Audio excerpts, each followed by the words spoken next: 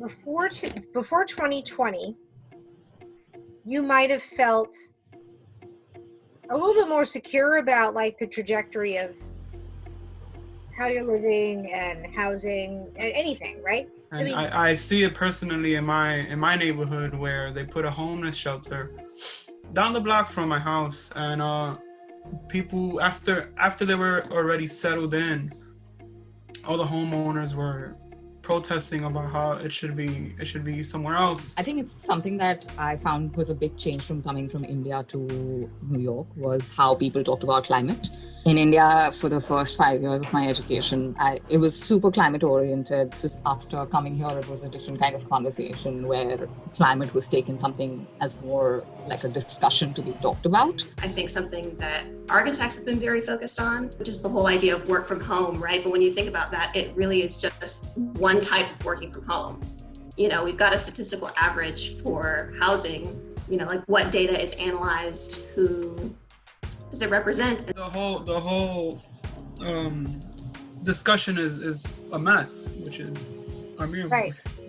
Affordable housing would fall into Income inequality, racial inequality. What does the ability to work remotely look like manifest as an architectural space?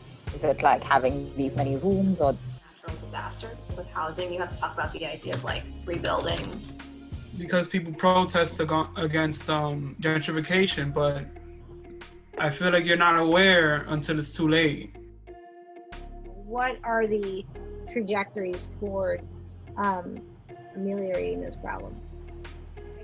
An architect can demand that they choose someone to build a project if they've basically conveyed that they pay fair wages. How active are we as citizens, and how can we start to rethink who is at the table in an architecture practice? A mix of adapt and reuse.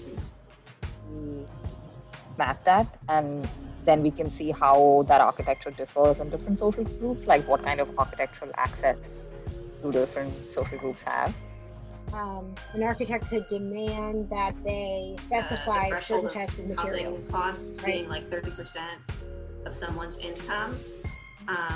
We sort of like start from that because that's the legal requirement, and then work their way back into how much building can we afford. And it's also an internal issue where you yourself have to change, you yourself have to be more involved into what's going on. Mm-hmm. It's not just them. I think that essentially what we're looking at is equity in architecture, and we're kind of bringing in different perspectives on it.